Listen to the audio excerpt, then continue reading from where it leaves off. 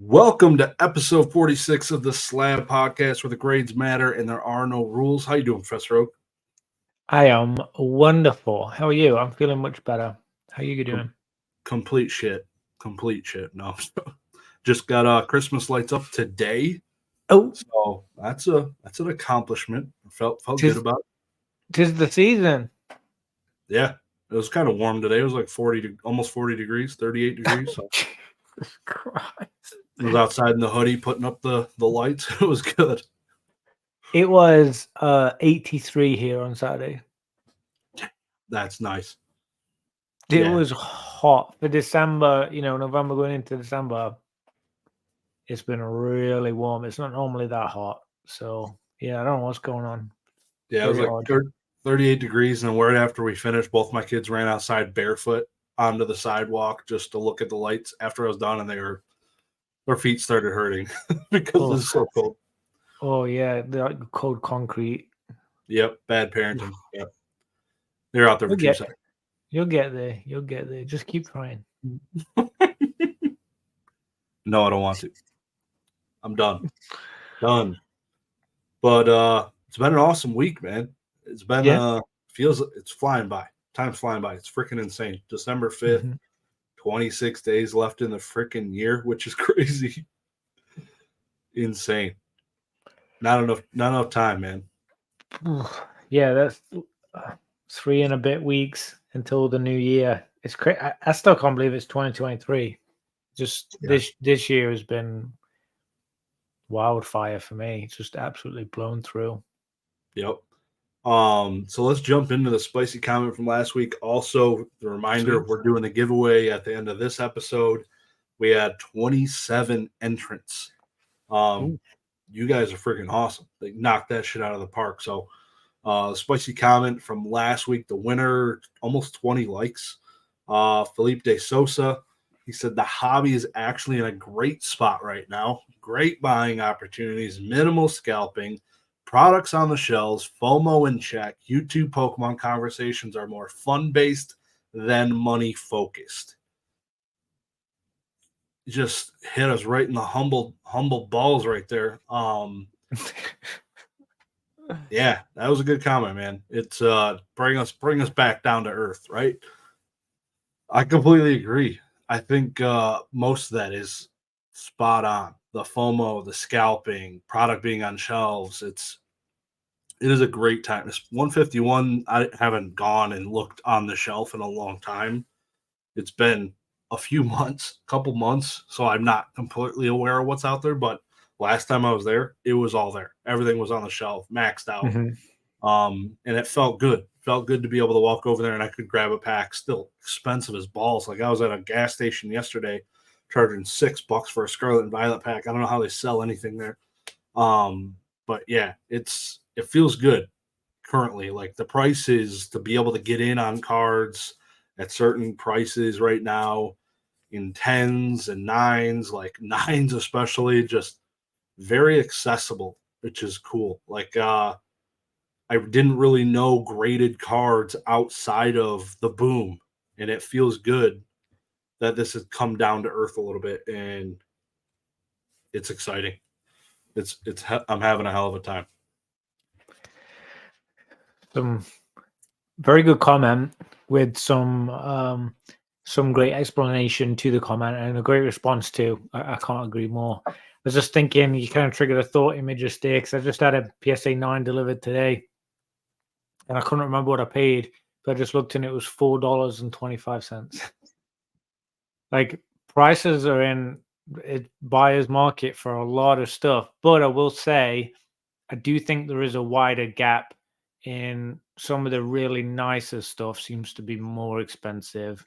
Some of the things I've been looking at, but 95% of everything else seems to be cheaper. So then now's the time to like eat on the stuff that like the filler, the bread, the Yeah, meat and the potatoes kind of thing. And dessert is still a little bit fancy. Still gotta make room for the belt, to fit that dessert in. But yeah, I've been picking up a couple of little bits, like nothing crazy, but when you're paying those kind of prices at auction, it's no brainer.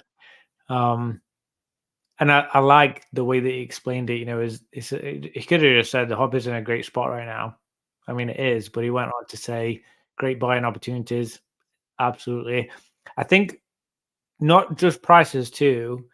There seems to be more availability. Like I feel like more people are selling and like listing and like open to trades and that kind of stuff more than ever before. Like pretty much everything that I want, I seem to be able to find it. Even if it's not the price I want, like there seems to be more things available, at Yeah. hand, which is, I mean, that's great. And I think that goes hand in hand with what he was saying, products on shelves. It seems like the stores are the same too. Like you seem to be able to get what you want at the stores. I was at a couple of stores at the weekend and I didn't see 151, but they had literally everything else. I mean, there was like random collection boxes and deck boxes, and like, I mean, there was even some of the London Pikachu boxes. Those Worlds ones, or is it World Championship deck, or I forget what Yeah. the name of Yeah. it. They even had those. Like there was like a little bit of everything. I'm like, this is awesome. It's pretty cool. And yeah, it's talking about FOMO. I mean, I think FOMO now seems to be opportunistic, right? Yeah. I think so. We saw that with that little guy just there, little Van Gogh peeker. I think FOMO now is at the point where it's not everything. It's as and when it happens. Like the opportunity comes up, jump on it, go. Like, let's go fast. Like let's run. That seems to be what it is now, which is little and often, which is probably a good thing. And then YouTube Pokemon conversations are more fun based than money focused. Hopefully, it's tugging about us within that. I like to think we're fun. And I have seen a lot of fun and less money focused. But I also might be biased because I don't subscribe to those YouTubers that much anymore. Like I'm not really watching that stuff because I got bored of it. Like it's just not my thing. So I don't know how much of a fair opinion, reply I could give on that part. But I have seen on the people I do subscribe to, it does seem to be less focus on that. Not that that's necessarily a good or a bad thing. I think it's just it just tells a good story of the mindset seems to be more about the hobby again, like a little bit about the hobby and less about look what I have, and the bravado and everything with it, which we touched on previously in another episode. So yeah, great. I mean, honestly, fantastic comment there. I think I don't know if there's anything I disagree with. I mean, right on the money. Yeah. Yeah. No, dude, nailed it right on the head. Appreciate great comment, dude. Everyone obviously agreed with you for sure. Not too spicy. But No, it's good to be grounded sometimes. It's good to bring it back to earth and kind of because I feel like we haven't talked about something like that in a while, but it is true. It's a good time. I'm and having a good time. I think it is a little bit spicy when you pair it with some of the other comments that we've had. Like it's contrasting, so I say, with some of the Yeah. others. There seems to be a little bit of, he's talking about conversations are fun based. There has been drama, and it seems to be like people are trying to, because we're in such a good spot, people have got to find content and got to find something to talk about and something to do. And a little thing is bigger because there isn't as much fluff around anymore. So, but yeah, good one. What's your comment for next week? Yeah, so spicy comment for next week. Everybody drop your spicy comment. Hit the like button on whatever your favorite comments are so we can get some upvotes going. You do a great job with that. So my spicy comment is if you go to Rudy Alpha Investments for knowledge, you need to look in the effing mirror. We're going after YouTubers. Okay, I'll do a YouTube one. Uh-oh. Grab your ankles. Mason, I'm going after Mason. Mason has his tinfoil hat that he's using videos. Now's the time. I want to see his Santa hat and Santa beard. Mason, we need a Mason Claus video. Time to shine, baby. He said big changes are coming. Maybe that's it. Maybe that's it. It's coming. Yeah. So shout out to both Rudy and Mason Rudy. So you guys are legends. But how about some numbers? Let's get into. I'm curious to see how we're looking after the CGC boom of Sean Bassick, all those graded cards he did. Where are we standing? Really messing with us, these numbers, I tell you, all over the place. So, PSA for November 2023. Can you believe we're coming up on a year of doing these numbers? It's crazy. No. 1.13 million. There's it's a lot. Anything over a million at this point is crazy. Like, just I still can't comprehend a million slabs a month being knocked out. Like, that's a crap ton. It's just so many. Yeah. So many. It's just insane. And it really makes you wonder how many raw cards across all those different areas are being bought each month and produced. It's just such a crazy amount. But CGC, 165. So they obviously are in decline compared to their big hot steaming freebie grading month that they had. Maybe some trickled into that. I don't know if it was all wrapped up by November 1st, but 165 is still a lot. There's a hell of a lot of cards. And showing the competitiveness with PSA there for sure, I think still. Yeah, it's just look back at the last month was like 250, and the month before that was like 216, and the month before that is when gem rate didn't have the correct numbers according to CGC. So 165. So I would say 255, whichever it was last month, is probably max capacity. Like if they were able to do 255 out, and all these other cards were delayed. There was a bunch of cards delayed. My cards were delayed. I would say that's probably their max capacity with the current workforce they have on hand, because there's cards sitting waiting in the realm to be done. So 165 seems a lot more. It's probably where they're going to be. If I were to guess, they're probably going to be around 165 every month for a minute. Might taper up, might taper down, depending on the if they do any specials or anything like that, or we'll see. Be curious. Do you want to take a guess for December? The numbers graded in December, lower holidays. PSA dropped from 1.2 to 1.13. That we had like 3-4 days off there for Thanksgiving, so it definitely takes an effect on this. Just like in my industry, there's shutdowns, Thanksgiving, Christmas. Most automotive shuts down the entire week between Christmas and New Year's. I don't know what TCGs do. Probably not the same. They probably just have Christmas, Christmas Eve, maybe the day after Christmas, and then New Year's Eve, New Year's Day. So yeah, they're definitely affected though with the extra holidays off. People usually have extra vacation days, using them in the end of the year. So yeah, it'll definitely go up. I would say January would be higher than November and December for both PSA and CGC. So yeah.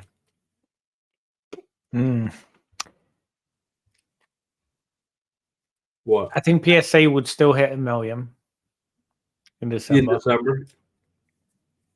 Yeah, they got all the holiday specials going on at PSA too. That's definitely going to help. They have pack grading, which I might be sending in a few packs for the first time, down to $25 this week. I got a few, not modern packs, just like personal collection packs. I got a bunch of Zapdos packs, fossil packs, platinum packs with the Zapdos on it. Like, so I've been waiting. I don't know what for, but I would feel safer having them in a slab. Yeah, I don't want them graded though. Literally, I don't. I would rather send them in and say authentic, but they don't even offer that, I heard, which is dog shit to me. And that's the reason I really haven't sent them in. I don't want to get them back with an 8. I'd rather just got authentics across the board. It's pretty dumb. So I'm kind of waiting, hoping CGC grades packs. I don't get why. I've never understood. Makes no sense. They do it anyways. Like if you assign a grade, it's authentic in your brains. I don't know. I mean, it has to be to get the number, right? That's like the first step. If I'm willing to give you $25 just to say check mark authentic, take my effing money. Makes your job easier. You don't got to give it a grade. Stupid. That's a dumb thing. I don't get it. I never have. I've never understood it. But I think they'll hit 1 million still. I think CGC, I could see them being at 153, maybe a slight decline. I don't know. I think they still have some stuff trickling in from the mystery packs, but who knows? I think CGC just hit a milestone, 3 million graded. 5 million cards graded, yeah. 5 million cards. I think 3 million Pokemon. Yeah. That sounds right. Amazing. For a company that new. It's 3 point. Oh, yeah, 3 million. 3,070,000 Pokemon. Yep, just hit it. Incredible. So what's that, 60%? A little over 60% is Pokemon. It's a big chunk. Yeah. That's the oldest, too. They've done Pokemon forever, so sports didn't come for it until a year after. Yeah, the big need with the shutdown and everything. Yeah, there's definitely a lot of need there. So, it makes sense on that side.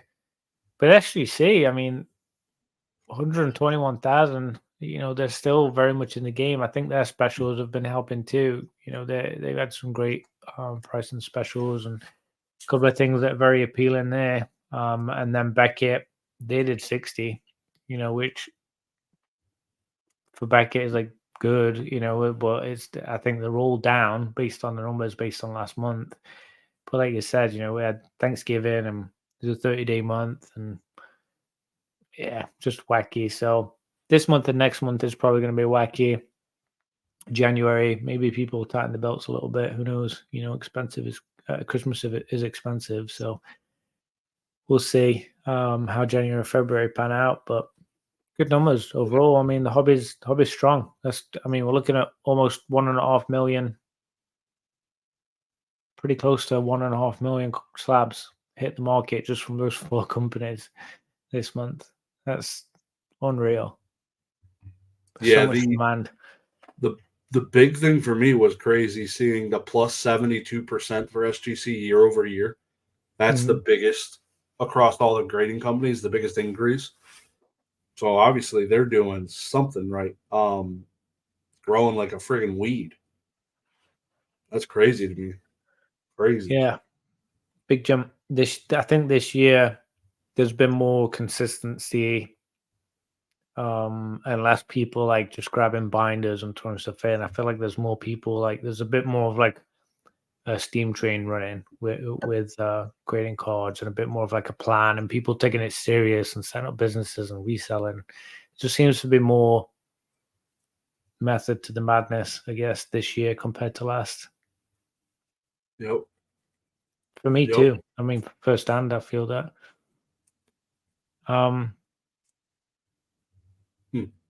Cool. Yeah, it's a lot of friggin' cards. So what a time to be alive. It'll be interesting to, when we have this over a year old, we could look back on this time last year. And that, like, I'd like to do that every month. Like when we do look at the January numbers for next year, I'd like to, this is where it was last year and kind of show that curve, like where it was. That'll be pretty interesting. I think I might be able to pull that. Huh?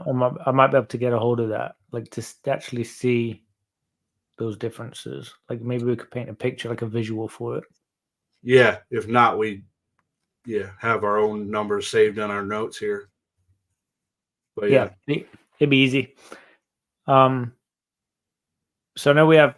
I know you threw in there the PSA completion date. Don't know how accurate that's going to be. I guess we'll see. Like, now, we probably need some. what is it exactly? Like, I've heard it. I think I saw a screenshot at one point, but Mhm. I don't have any So, cards of PSA right now. so I guess what's happening is they're not using it in the web app, sorry, they're using it on the web version. So you need to be logged in on a computer or in your browser. Don't have it released on the app in the pizza tracker. But if you check the order status when it's live accepted, once it's actually rolling, it gives an estimated completion date of when it would ship back to you. So I don't know why they're grading 1 million a month and they have that much data to predict that. Like, that's a lot of data Yeah. to predict when it will go back to the client. Date wise, it's never made sense why they haven't had that in place for each section. Like, no matter, just like each section should have an estimated time, like not just completion date. I've never really understood that, being someone that works, with data somewhat. So it's good to see it, but I still feel like they're still so far from the mark of what it should be. If it's accurate, it's accurate. I mean, that'd help paint a picture right out of the gate, set expectations, happy your clients. I mean, you need to know what you're getting, and at the moment, you send to PSA, you don't know what you're getting. You don't know when you're going to get it back. You don't know if you're going to be damaged. Like, I think it just helps a little bit with confidence, consumer confidence, kind of thing. Yeah. Right now they have. If you go on to go click submit cards, they have estimated turnaround times. 60 business days, I think, is where it says 60 days. Yeah. So is the estimated completion date just 60 days added to whatever the receive date was? Or is I really it more hope not. fluid? I really hope it isn't. I would like to think it's more of a fluid number, and it can change based on when it hits a certain level in the pizza tracker. Like, if it says, okay, it passed QA1 a day later than expected, so now the estimated completion date bounced a day. Like, that would be cool. But if they just slap the standard 60 on top of whatever to make somebody feel good, instead of it just saying you're going to get it in about 60 days, here's a date about 60 days from when we received it. This is when you're going to get it. That's pretty dumb. Like, people getting super excited about that makes no sense. I wish I have cards at PSA and I could see if that estimated completion date bounces around after a month. I'd like to hope it would, but Let us know. Yeah, you guys. I know you guys have stuff at PSA right now, so hopefully you can give us some firsthand experience of that. Throw it in the Discord. Throw it in the comments. Just keep us up to date, because I think that's something that everyone would like to know. We all grade with PSA, so it's useful information. I think that's good questions, good points for sure. I want to know that. yeah, their app is freaking awesome. Just to harp on a little bit, like, I love Much better. I know we talked about it when it first came out, but man, it was such a cool experience. Just being able to flip through the cards front and back, go to the next one, front and back, go to the next one. I don't know, it felt special. It feels special, and I hope CGC develops an app of sorts like that soon. That'd be cool. There's so many possibilities with this type of crap. It's cool. I wish they have two apps, because they have a registry app too. Yep. They combined the search checker into the regular PSA one, so I think they're just down to two now. But the registry one, I wish that I could look at registries that I don't have a card connected to, because at the moment in the app, you can only see registries that like a potential for you because of something you have in inventory. I would like to go discover other registries. Hey, like, whatever, which I can do on the computer, on the laptop or whatever. But on the app, I can't like discover. It's very much about me, which is great. But there's been a couple of occasions where I know someone that collects a certain thing, and I wanted to check their registry because I wanted to buy them something, and I don't want to buy them something I already got, and I can't do that at all on the app. It's not like a way to do it, and I can figure it out on the computer, I'm sure, but it'd be really nice to go in and search what the set is, the set list, and then who's in the ranking, that kind of stuff. So I'm hopefully they're going to do some more updates there, because they haven't done any updates to the registry app like they have the regular one. Yeah, Needs to catch up. But again, it's, I don't know how much weight they put on the profitability of that. I know they collect a focus, but yeah, yep. If you're listening, yeah. Also, shout out. I think it was, speaking of PSA Pokemon. I think it was Pokemon Raider had him on his podcast. Nat Turner. That was pretty cool. I know you had mentioned something about podcast shout outs. I don't know. Maybe you should probably jump to that now, kind of mix it in. But that was, I don't know if you had a chance to watch it. I watched literally 10 minutes and I put it in my watch later. I didn't have a chance. The podcast shout outs I actually had was for us, not for other podcasts. I know we've talked about the podcast before, but I was listening to PK. I was really, finishing the last bit that I missed out on his. Oh yeah. And he said some very kind words about us and being subscribed, and listening to our podcast, which just fills me with joy whenever I hear that. And then I was thinking after he said it, I feel like we've had a lot of shout outs lately. I feel like a lot of people have said like good things about you and about Slab podcast and stuff. So I just want to say thank you to everyone that's been doing that and for spreading the good word and being engaged. And I'm really glad that you're enjoying it. I think it's pretty cool that you guys are actually getting something from it, and you are listening and soaking it up, and that you're, an active part of it, because you are like, you're the whole reason we do this. We want to build this community with you guys. So I just wanted to do a little shout out there, saying thanks for everyone that's been saying such cool stuff about us. I think it's awesome. Oh yeah, even especially Pokemon Wonder, who had you on his channel last week Thursday, right? Mm-hmm. So go check out that video. It was linked in the last video. Very cool. 3 hours marathon, effing marathon. You were awake. You were awake at the end of it. I'm like, Jesus Christ, this son of a bitch is killing still. His Energizer Bunny. That was cool. That was really good. I thoroughly enjoyed it. Learned a lot about you. Yeah, because we don't get into each other too much inside it. Like, we probably do more so before and after the podcast recording than. I mean, he was poking deep in some like real open, honest stuff there. But yeah, thank you for saying that. I think it was good. I really enjoyed it a lot. I mean, it was very satisfying. I think it was a good conversation, and it seemed people in the chat seemed to enjoy listening too. There was good comments. Not too many people throwing oranges and tomatoes at me. So yeah, pretty sweet. Yeah, it's a different, like, how is that dynamic? Like, I have never been on an interview style where it was live. So you got two different things going on. You're fully engaging with the guy that's interviewing you, and then you have a chat. Just, I wasn't able to tune in because I was at a Detroit Red Wings game. Thank God they won, or else it would have been a complete waste of time. Go Red Wings! I think they're clapping cheeks right now as I'm recording this as well. So good on them. Nice.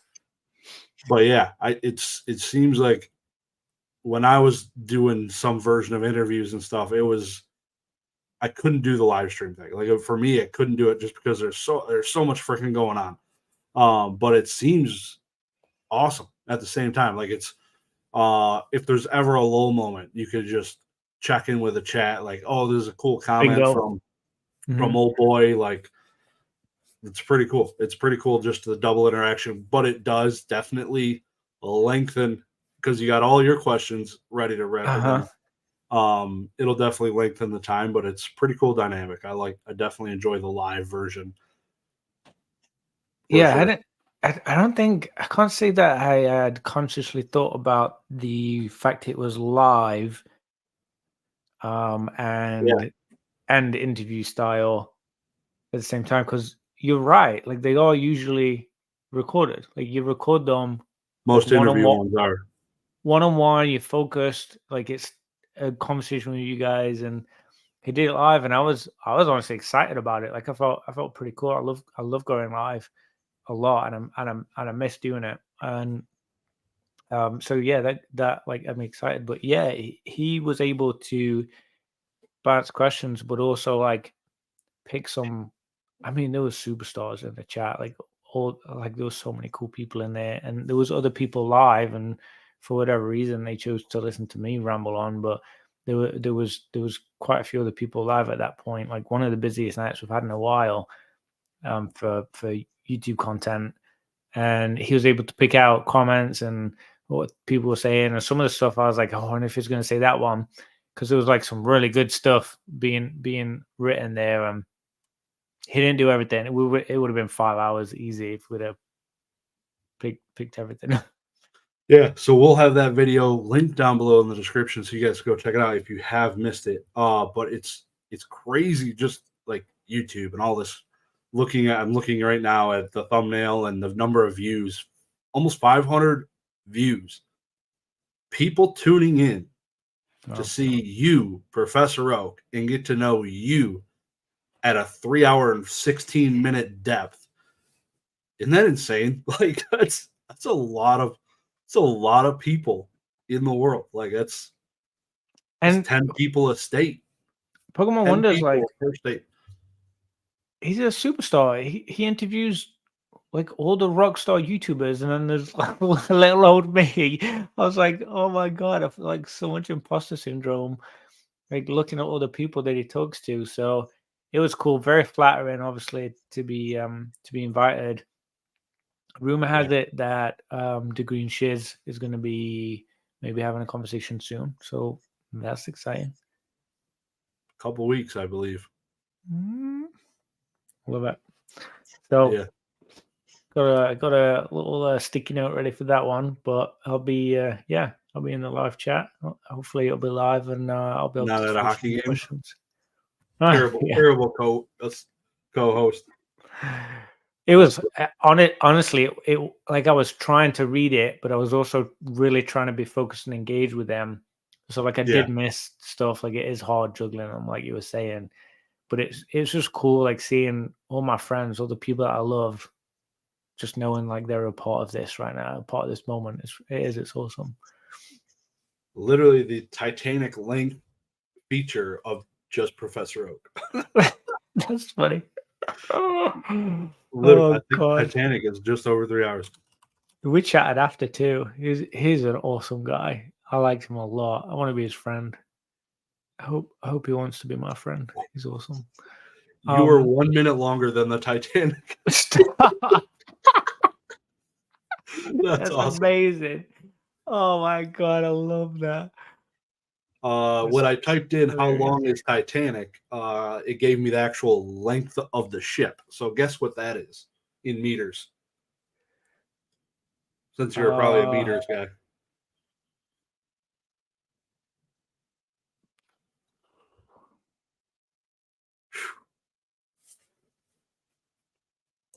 that's a 200, long thought. 230. A 269, not far off. That wasn't far off at all. Wow. A football field is 48. That ship is massive. 5 times Yeah. longer than a football field, bro. Damn. So Sheesh. what's that, like 800 feet? A little under 800 It feet. was like 900. Yeah. 900. Yeah. That's pretty that's that's a big ship. There's no surprise it sunk when it took on water. I mean, that must have just been I can't imagine how much that thing weighed. It's probably on Google too, but that must have been an insane amount of steel and wood and It's literally a marvel of the world, the size of that ship. It's insane how big it was. And incredible. another thing I've looked up collectibles for is like Titanic shit, and it's pretty from cool. the water. More so like old ticket stubs, like cool stuff like that. Yeah, not from the water. It's kind of dark, like a candelabra that had like been dug up by a scuba diver or something. Yeah, let sleeping people lie. Yeah, there's probably some pretty graphic stuff. Wasn't that this year that freaking that submersible went down and it imploded? The billionaires on there and the kid. Oh my god. Yeah, definitely have a headache after going through that for sure. Yeah, A headache. Yeah, definitely a headache. Need a couple of Tylenol for that situation. Absolutely. Yeah. Ugh, the whole world was shook. I think it was like such a graphic thought. There was some good effing memes after that. It was crazy. So good. The internet's so bad. It's so good though. Oh man, that was. I mean, they signed the waiver knowing they'd possibly die. So yeah, I mean, that's why it exists, right? Real risk. Let's switch it up a little bit. I did want to talk about, and I've called him out a few times on here. I've shouted him out, but Dakota of Sports Cards Anonymous, he just did a video. He doesn't post a lot lately. He changed his tactics a while back, but he did just release a video, and it was very like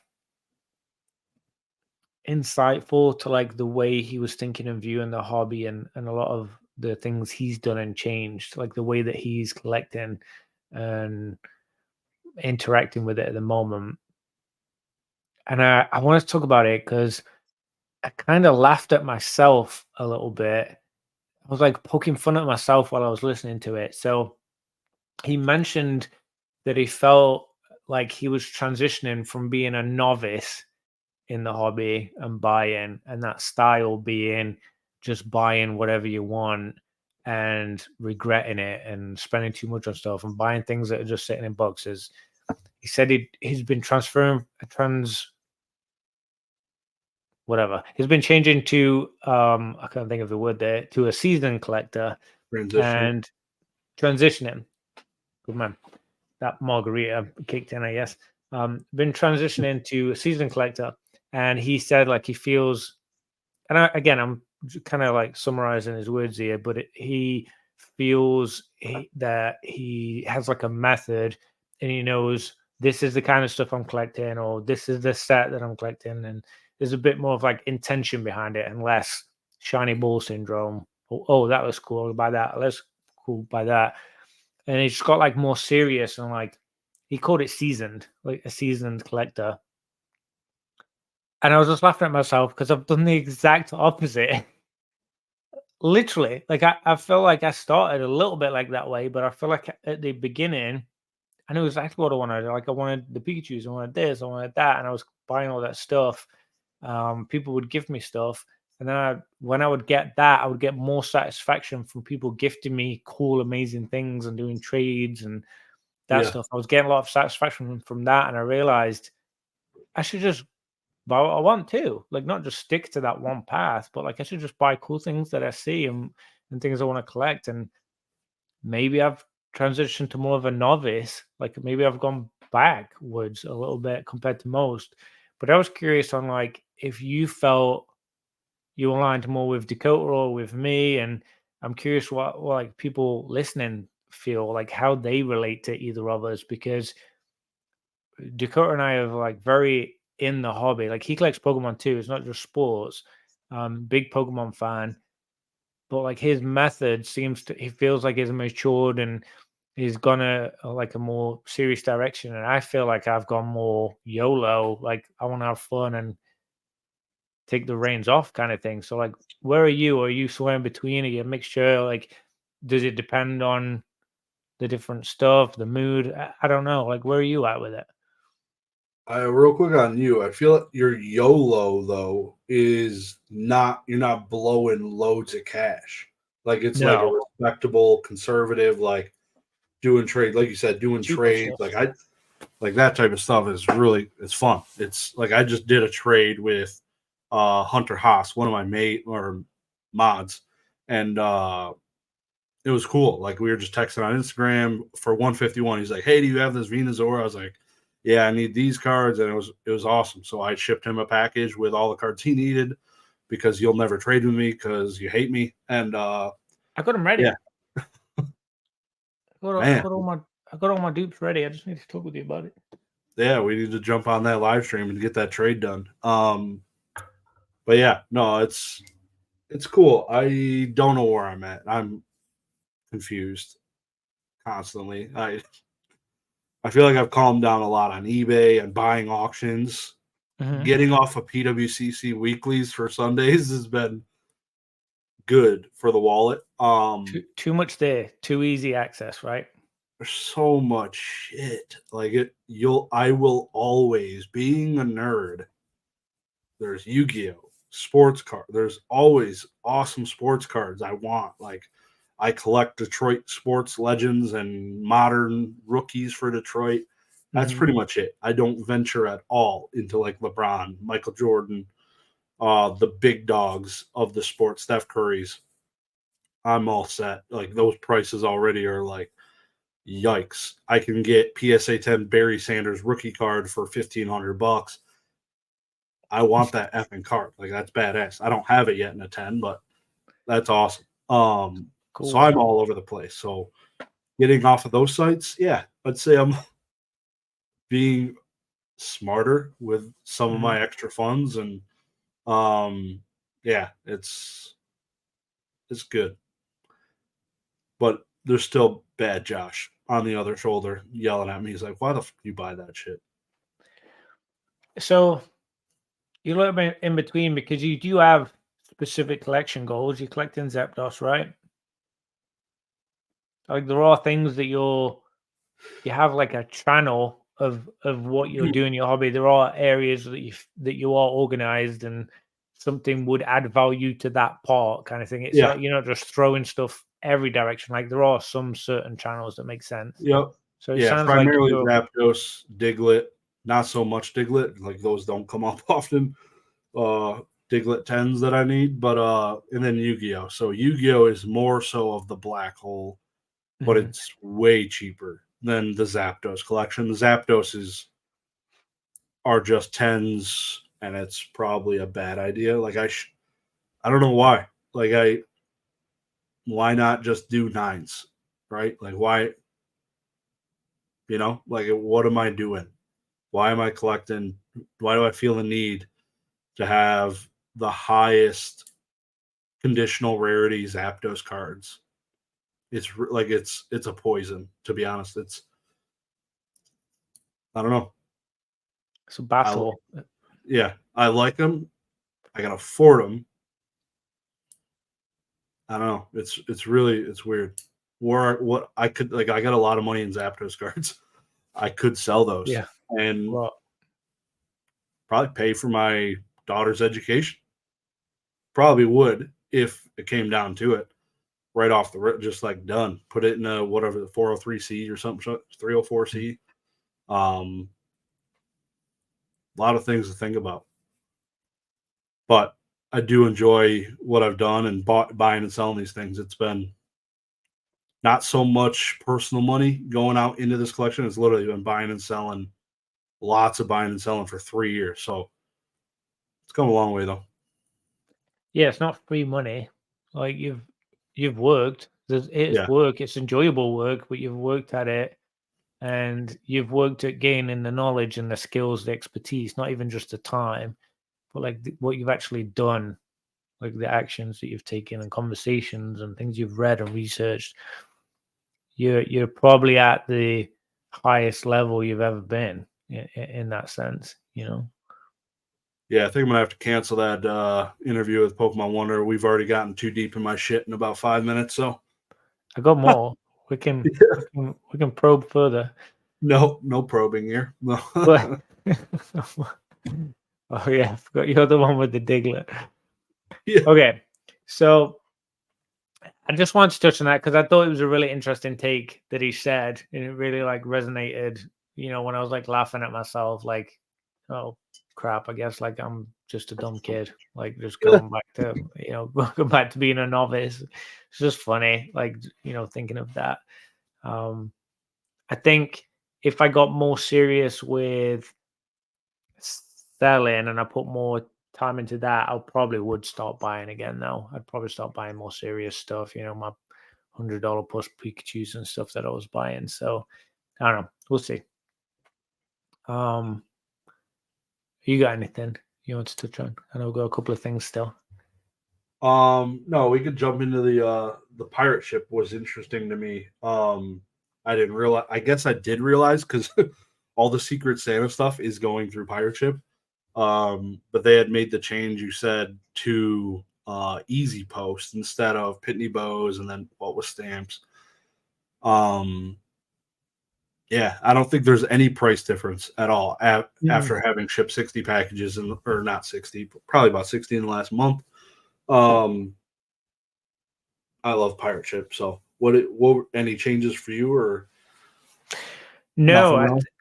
I looked into it a little bit when I realized I'd been shipping a few things out. I don't want to touch, but I want to touch on that after this too. My shipping pullover that I had this week, but I noticed that it changed from Pitney to Easy Post, and I was like, wait, why are they using that now? Like, what's going on?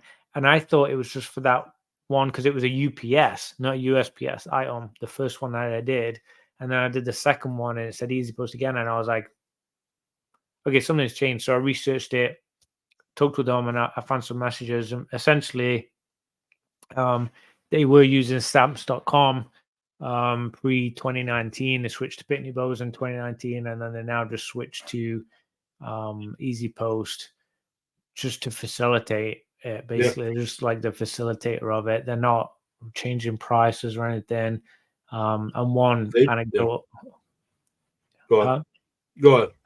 I was going to say one anecdotal person said that I found online was saying that the tracking seemed to be like instant. It was like a quicker, faster, like update kind of service there. So there may be some improvements, but I can't imagine there'll be anything bad. Like Easy Post is a pretty big company.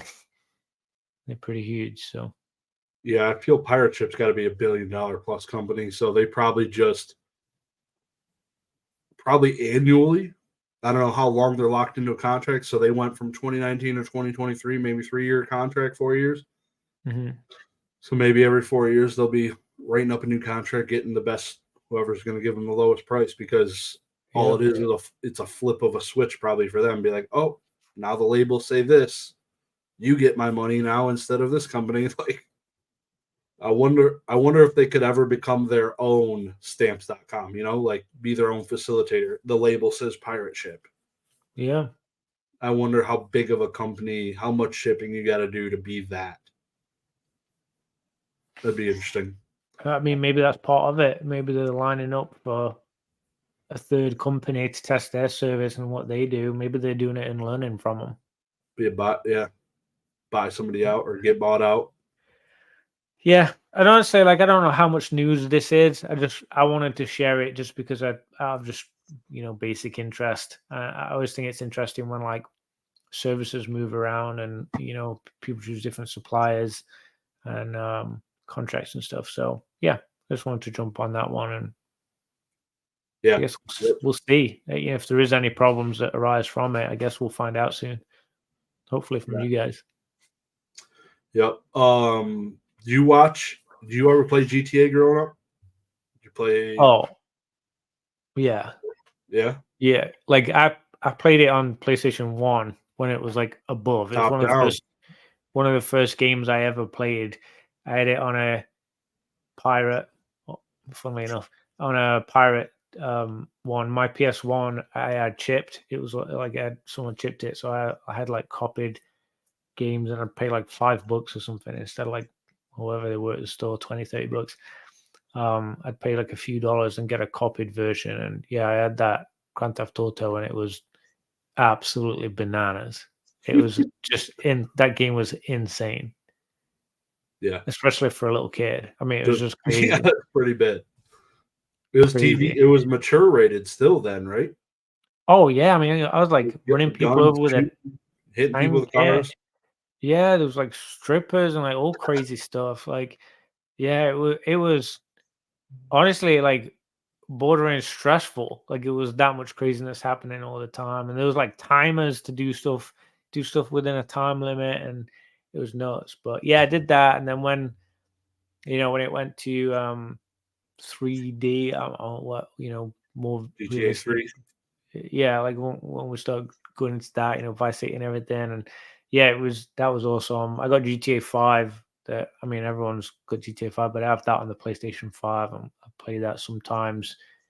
Just awesome. I mean, it's amazing. So GTA 6, waiting for that trailer and then finding out it's 2025, really sucked. But it's good to know that when it does come out, there'll probably be a solid few years worth of gaming in it. It looks like it's going to be a pretty big situation.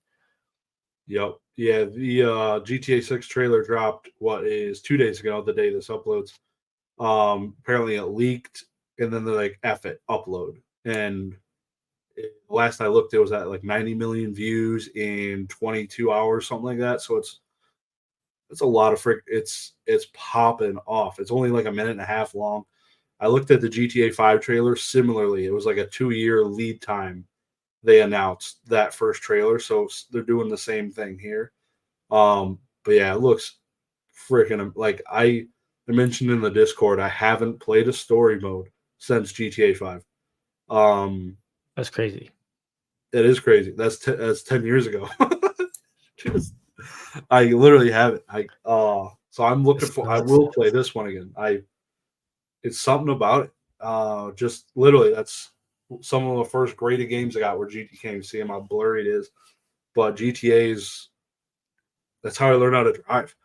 Vice City, San Andreas. Like me and my sister would take turns, like obeying the rules in Vice City, like stopping at red lights and then Mhm. going and then running over the strippers. It was amazing. Oh yeah. Yeah. But yeah, I huge fan. That game is going to blow out the only game to beat the records for is GTA 5, right? So it's just gonna beat its own record again. Like the freaking trailer was insane to me. Like it's gonna be It looked like nuts. here. Huh? It looked like Florida. Yeah. Yep. It looked it looked Miami it, again. yeah, Vice City. it looked very similar. And I'm sure that's one part of it. Like with how big the map is, I'm sure there's gonna be crazy different terrains and areas. Just like GTA 5, you have the desert and you have mountains and you have the beaches, like the city, there's everything. So I'm sure there's going to be that, but like a greater scale and more interactivity with it all. But I think it's more impactful because it has been so long since GTA 5 that the technology has just come so much further. Like it just looked so dramatically different to what in GTA 5 looks amazing. It But does. but comparing them against each other, I mean, it makes it look vanilla. It's Yeah. crazy. Yeah, so the trailer we saw was just cinematic trailer. It wasn't a gameplay trailer, so it Mhm. won't look that good. I don't think. Like that It's looked gonna look almost good. real, almost looked real. Some of this stuff, like it was crazy. Yeah, I cannot wait. It's gonna be a long 2 years, but it's interesting how video games work. Like I was just looking up Super Mario Wonder that just came out. There's race to the bottom plays on those graded games. First one sold for graded in a 10, $1,300. Super Mario Wonder. And it's a lot different than TCGs. Like TCGs, the race to the bottom, you think like 50 of them will sell at this peak price. And then it'll come down. And then another 50 will sell. And then it'll come down. But this was like 1,300. And then the next one was like 700. And then the next one was like 400. Like 3 sales is 25%. Like, is crazy. Not a lot of collectors in graded 10 ultra modern video games. Point proven by that. But there is, if you want to race it, like even a 9.8 A++ ultra modern game, still you'll get a premium, which is crazy to me. People do it with a Pokemon game, stuff like that. Buy case boxes of them, grade the whole box. It's crazy. But I'll definitely be grading a GTA 6 because I have all of them. GTA, well, the ones I played, 3, San Andreas, Vice City, all of the ones. So some of my favorite stuff for sure. Love it.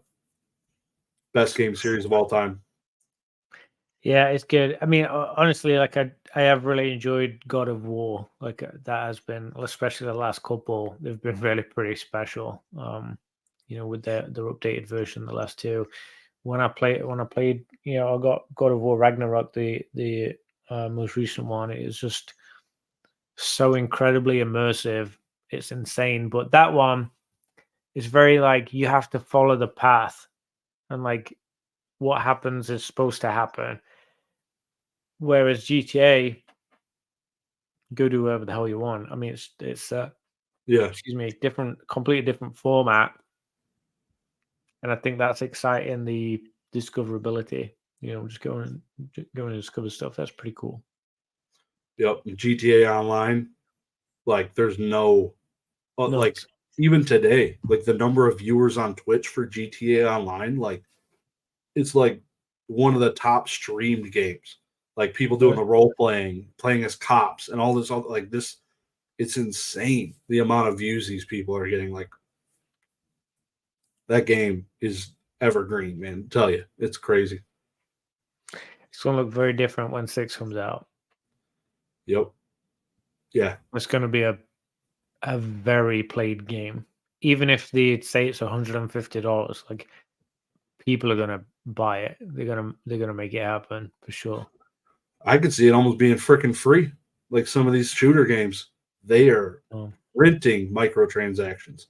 Just serious money there. Yeah, I'm sure they've made an insane amount. GTA 5, online. Just some of the nicer cars, like some of the simple stuff. It just must have made an insane amount of money. Yeah. $8 billion GTA 5, second best selling video game of all time. Behind what? So I'm curious. Yeah. 8 billion. Crazy. They're doing all right. Yeah.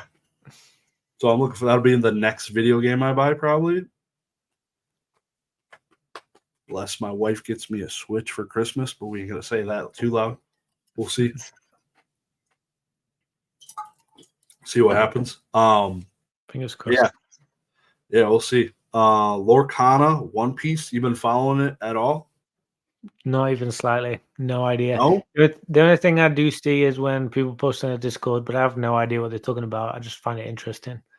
We were just talking about cheap ass 10s, and I just was looking just to see, like, I searched PSA 10 Lorcana, sold listings, and One Piece. And Lorcana, like, you can get holographics from the first set, $4.99, $1 plus $4.99 shipping in PSA 10.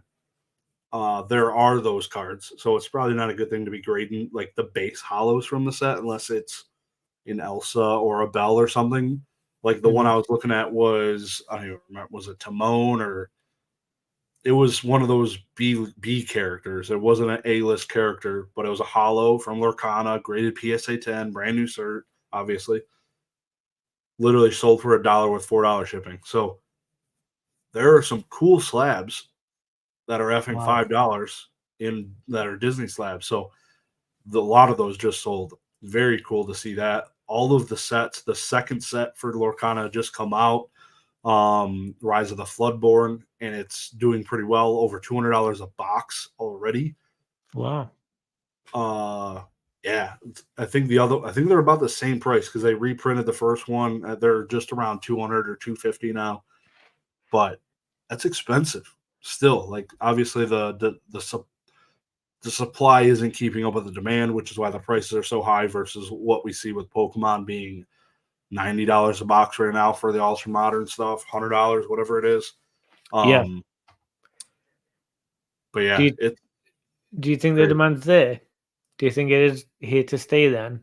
Because I know there was Lorcana? there was a lot of speculation on it'll be dead in a year, it'll be dead in 2 years. Like it's not gonna last. Like, do you think like it was serious? Not necessarily in slabs, but like Yeah, as a game and as buying the singles or collecting or whatever. Like, do you think it's now ingrained as one of the IPs? Lorcana has a ways to go. It came out in August, so 4 months ago, not long enough. One Piece for sure, 100%. That game's on its fifth set. Um, Huge following, right? Huge following, and literally every game store local to me, One Piece is their number one like turnout for tournaments.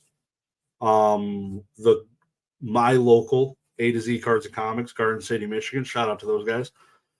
They were primarily Pokemon and Yu-Gi-Oh for tournaments. They didn't do Magic the Gathering, so they didn't do it because there was a mecca for Magic the Gathering down the street from them, and so they never were like, "You guys got that? It's all you. We will do the other."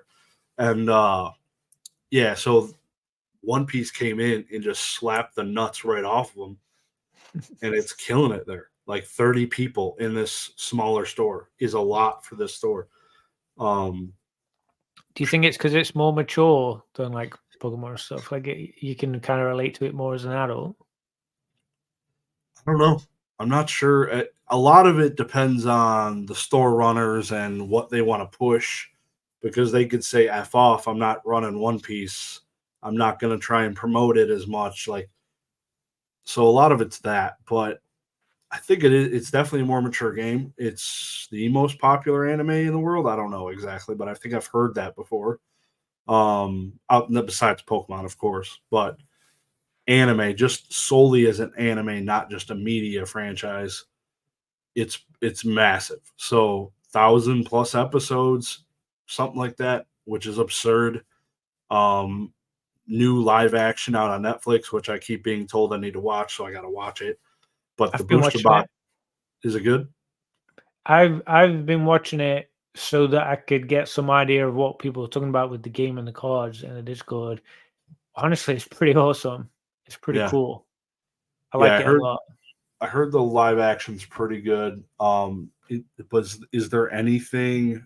There's nothing about cards. It's not Yu-Gi-Oh, so there's not actually cards in the show, but they just incorporate characters from the show into the cards. And most of the characters fight, so it makes sense. Like Yep. most of them have some kind of like ability or specialty or something that I could imagine that we would use in a card game that would translate very well.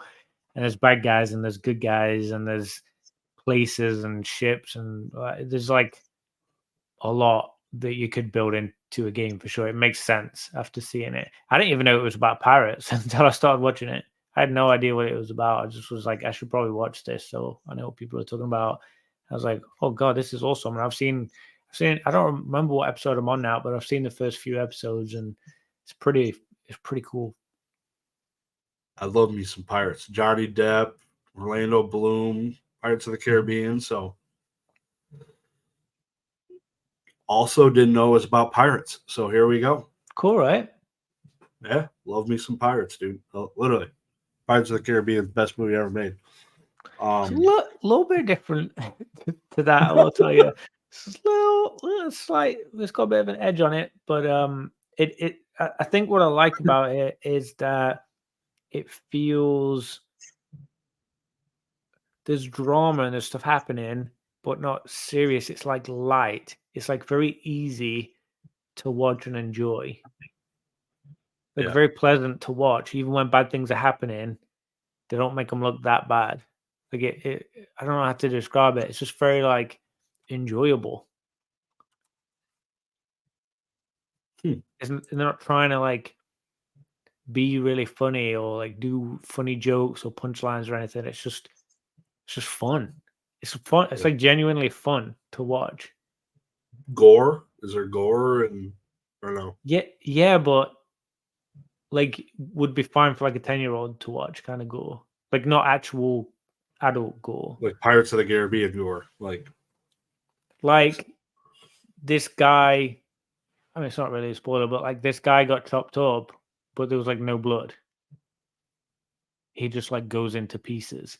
So it's like bad stuff happening, but like not that like bad kind of thing. You know, like Yeah. an older kid would be fine watching it. You don't see his intestines just falling out of his body and stuff like that. Yeah, nothing crazy. Yeah, it's honestly, I'm surprised how much I've enjoyed it because I didn't know what to expect. It is really solid. They did a really good job. Great production, great cinematography, great directing. Like the team that's made it, you can tell they put a lot of thought and care into it. Like there's a lot of effort gone into the show. Netflix show, right? Mm-hmm. It's a Netflix original, then obviously, right? I think Netflix are part of the production of it. Yeah. So is that giving you enough push to maybe turn on the anime? Yeah, I would watch the anime. I think I want to watch the show before I would go into that, but I'd watch the anime. I mean, honestly, I'm interested in seeing the cards now. Invest now. The box prices. The new set is in pre-release and it's like $160 already. I'm late to it. I need to get caught up with it all. Yeah. No, it's pretty crazy. That game is booming. It's booming. Who makes it? It's Bandai? I think so. Uh I think someone said that last week. I think someone said that in a video. It may have been Rudy, actually. I heard him talk about it. Never heard of him. Bandai Namco. It is? Yep. Yeah. I'm pretty sure he said that. But yeah, it's cool to see excitement about stuff, and also cool there is cheaper slabs out there for Lorcana. That is interesting. Although sad to think how many people are getting burned with that because of the price of grading and shipping. Yeah. Exactly. Um, So what's this next thing you got here on this? This, funnily enough, was Rudy mentioned it, and Okay. you know, we're aware. I don't know why it keeps coming up today. He mentioned in a video I just watched of him. I was running it back that he very quickly skimmed past it, and a lot of people have talked about graders when they're literally grading. He now is part owner of a grading company, right? He mentioned when people are grading, we're aware that they use like blue lights and a lot of direct light to really look at imperfections. He mentioned that there's also a stage of yellow light, which I hadn't heard of before. I hadn't heard of a yellow light being used. I'd heard of like strong lighting and like magnification and some blue lighting to look for whitening. He mentioned using yellow lights to look for whitening and imperfections as one of the stages within that. I'd never heard that. I thought that was super interesting. Skimmed past it real quick, but I don't know if everyone does that. Maybe it's just his grading company. Is that useful? Is that like, does that mean they grade more harshly, his company? Because he made it seem like he was talking about his people that had been watching, had been there and watched them grade. What's your thoughts on that? Interesting. Like the light and everything to see obviously like a pending or a bend or something, just like a weird refraction off the light. But it makes sense to like, because there's crazy different flashlights. Like there's a flashlight I could take in the woods and blood just glows. Like the shit's wild.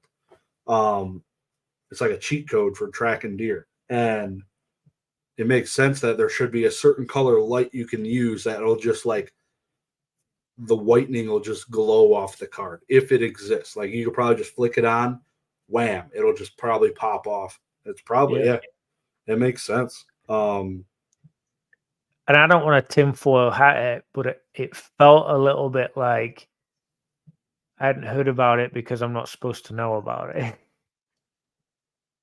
Right?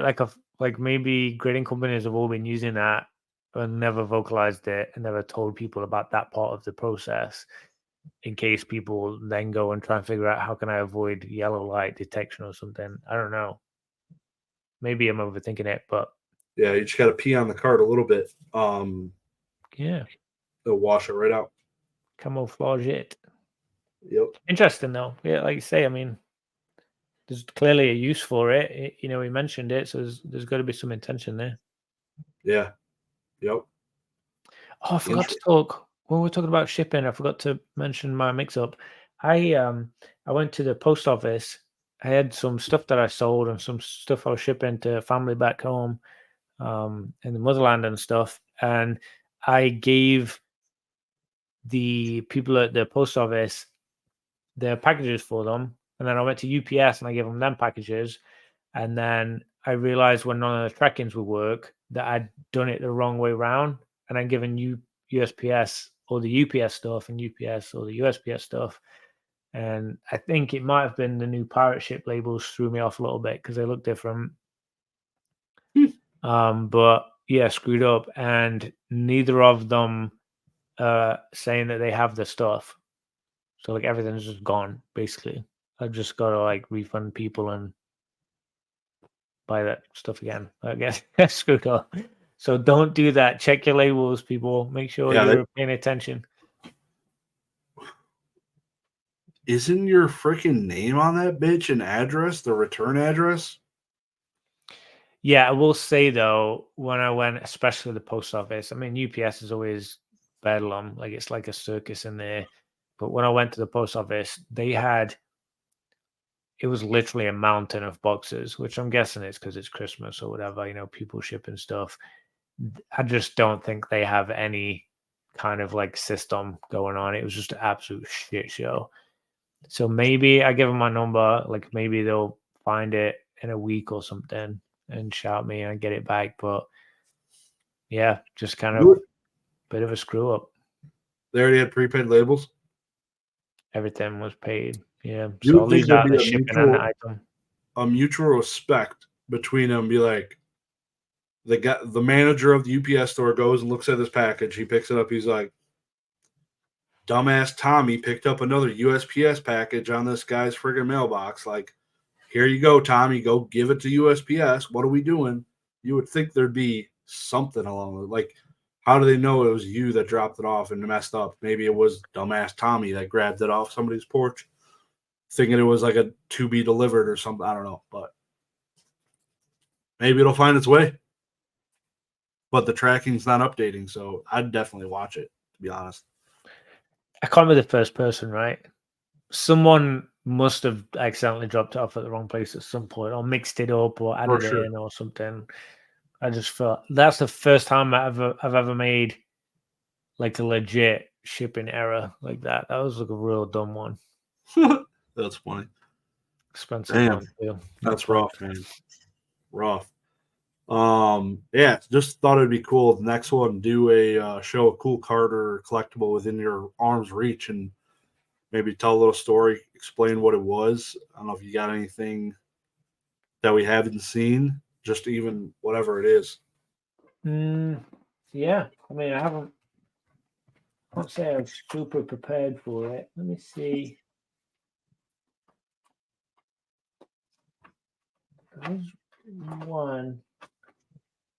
It might be in my binder though.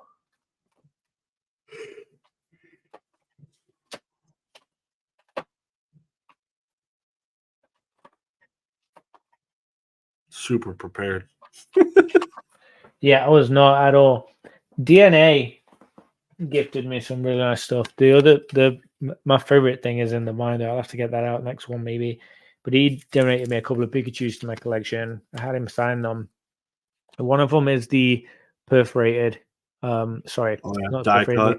the clear cut die cut. You can kind of see it's like translucent, not really transparent, but gorgeous. Oh, yeah. Absolutely love that. And then also the Burger King perforated in a 9, which is a difficult one. It's not a very easy one, but love those. Yeah, that's cool. Lots of Very pictures. cool stuff. What about you? Did you have something you wanted to show? You're also completely unprepared. No. I wrote the comment. I'll just show this. I had purchased this first edition in Fossil Zapdos. I had the PSA 10, and this sold for 50% of what the PSA 10s were selling for. Snap bought it. That's ridiculous. And then sold my PSA one and made money. So for me, I've said it a few times. Like, I will happily trade you the PSA 10 WotC 10 Zapdos for a pristine 10. Just hit my line. Any, I got most of them, so hit my line. I got them. I'll do that trade. Like, this guy could have made money if he would have hit me up, but he didn't because he doesn't know I exist. So it's something about it, man. I'm a fan. I'm a fan of the emboss. I like the way they look. I think the company's long for what they're doing. We can't lose the second most popular grading company, right? That'd be weird. Like, it'd be like Burger King going out. Like, they're doing good enough. Like, they're just gonna keep going. Like, they're not dying. Like, McDonald's obviously is McDonald's, even though it's shit food, but yeah. Burger King is owned by RBI, Restaurant Brands International. They own Firehouse Subs, I think Popeyes, Tim Hortons. They own a couple of things, and they're Canadian. Actually, a Canadian company. So you think Burger King, you think like that's an American company. It's owned by a Canadian company. So very interesting. Yeah, they're huge. In the last few years. It's been a little while, but I don't remember the exact date. Yeah, it's a nice thought to think of CGC sticking around, even through their warts and all, that phrase, like all the different things they've gone through these past few years. There's clearly a need for it. There's a lot of collectors out there that want those slabs. People are grading with them. People are buying them. There's a lot happening there. There's celebrities. There's huge cards being graded with them. It's not just junk slabs. Which a lot of people used to say that it was something in their junk slab kind of stuff there to sell. But like people, I feel like they've really like taken their place now. I know you say it's number 2, but still like number 2 in the world. I mean, that's pretty big, right? That's pretty like being big. Number 2 of something in the world, like that feels like a big deal. So I know they have a lot of haters. There's a number 3, there's a number 4, there's a number 5, there's a number 6, there's a number 7, there's a number 8. Like, there's 30 of them bitches. They're number 2. Like, I'm sure a lot of them. Yeah, and I'm sure a lot of them are succeeding. So like number 2, I mean, yeah, it's interesting. I hope they just continue to grow and get better. I hope PSE continues to grow and get better. I hope Beckett and all the others. I think innovation is the biggest thing, communication and pricing. I think they're probably, if I was going to speak to anything that's important to their success, it needs to be those things. Mm-hmm. Do you follow Ace Grading at all? Like on YouTube? Instagram? I don't know if they have a YouTube. I don't think so. I mean, I hear people talk about them. I know they're a thing, but I haven't like. Or from the motherland. Come on. They just made. What's the guy's name? Randolph. Yeah. He was at the last Collecticon. I found out. I thought I saw him. I'm like, that ain't him. He was there. Oh no way. That's cool. But yeah, they made a big change. Apparently, they've been doing it, which is strange to me. but they just made it so every card they've ever graded, if you scan QR code, you see all 4 subgrades. Before, it's been solid numbers on all their cards. So they've been grading subgrades historically since card 1. It's just And never stored been it. and stored it, and it's never been known or accessible by public. And they just flipped a switch in the last week. Is that good or bad? I don't know. I think it's good. Like, if that was one of the best, like people said, CDC is a pre-grading company. If you want to get some cards pre-graded, that's a good one. Another big announcement they made, I can grade cards with them. I literally have to drop them off at UPS. They have a deal with UPS where they just ship them. I don't have to pay out shipping to Ace Grading in the UK. That's cool. To be investigated more, because I don't mind their slabs. I don't know. You said I don't think you've ever held them, but I got one that I was gifted from a buddy over there. But subgrades are nice on certain things. So I mean, technically, what you're saying with that, it means that they have perfect Black Label 10 possibility. I mean, if you got 10s across the board and you can show that with the cert, I mean, yeah, I don't even know what they call that though. I'm not that into it to know what probably they 10, but yeah, I don't know the scale. I don't know if you need 110 to be a 10 or 310s, because there's grading companies out there. Like, there's a company called Get Graded that was like, if you get 210 subgrades, it's a 10. It's just, yeah. I'm not sure how Ace works with that. Thought that was interesting that they would flip a switch this far. They're over a year old, well over a year old. Easily $1 million company, I'd say. Probably, if not a million, damn close. Like, yeah, that's cool. it's cool. Yeah, I hadn't heard that. That's interesting. That's good. That's good news update. Yeah. I have to see how that progresses and like what people make of that, because I'm curious on the selling and buying end, like what people think of it. You know, that are using those. It'll be cool from me going to buy stuff off eBay. Like, I can go search this cert number and know, okay, this is why this got a 9.5. Oh, okay, I see it. Like, that's pretty cool. I love the transparency. Yeah. Yeah. Yep, for sure. So let's jump into the last thing, and then we'll do the giveaway. So typically we'll do like a sports term, slang. I'm changing it up big time today in honor of one of our topics. You ready for a curveball? You got this. Is it about the sport of being a pirate? About video games. Okay. Who is the main protagonist in Grand Theft Auto Vice City? Oh, I'm the worst at names. There's no way. Jesus, what are we doing? No, there's just no way. I couldn't even tell you. I'm trying to think of GTA 5. Is it like Franklin and Mike? Franklin. Michael. I'm picturing the guy with the long hair, Trevor. Trevor, Michael. Yeah, there you go. Okay, so I can just about scrounge the most recent ones, but like I don't remember actors' names. I don't remember like people in shows' names. I'm terrible at that stuff. Wow, not a true fan. I can see his face and his shirt. What color is Like, his shirt? It's white with pink flowers. The one that I'm imagining.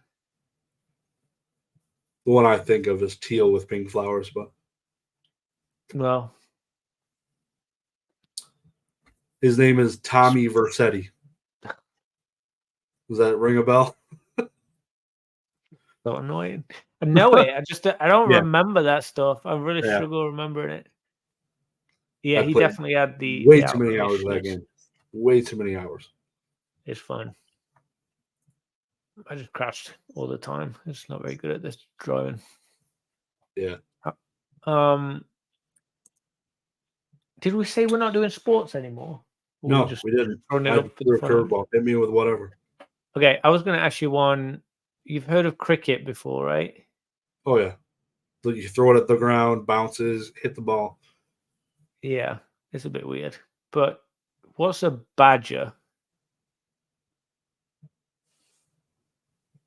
Not the animal. But Yeah, in relation to cricket. I know. I've heard this too. Damn. I've randomly watched some cricket because it's interesting to me.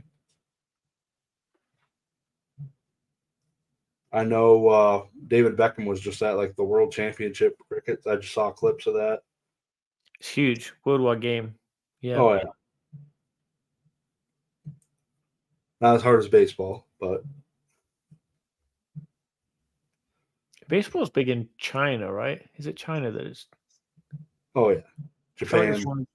Is it Yeah. Japan? Yeah. I don't know why I'm thinking it's a cricket paddle, so I don't think it's the actual paddle. A badger, man, I'm drawing a blank. Do you want a clue? Yeah, give me something, I guess, before you give it to me. So you would call a person a badger for a particular reason.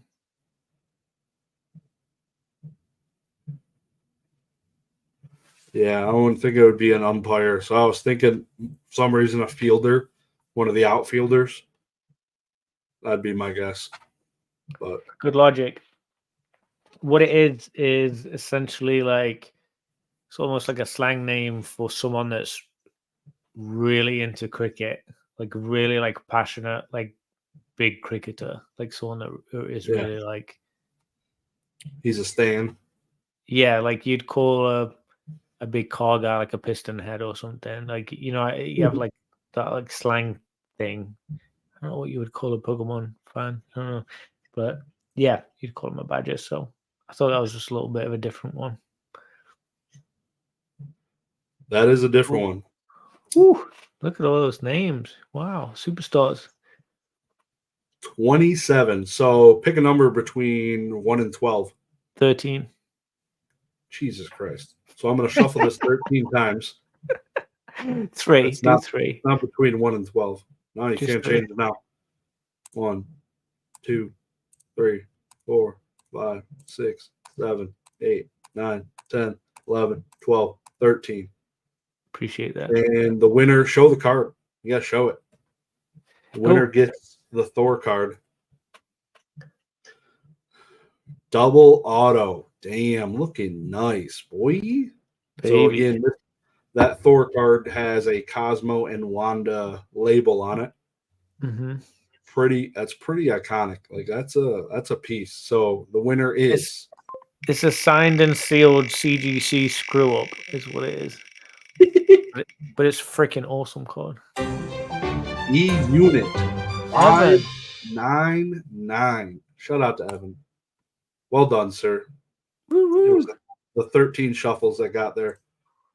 I will have that in the mail tomorrow to USPS. I have them in separate boxes ready for tomorrow for all the stuff I'm shipping. Definitely getting it right this time. Yeah. But congrats, Evan. Very, very exciting. I'm also going to throw a magnet in there for you.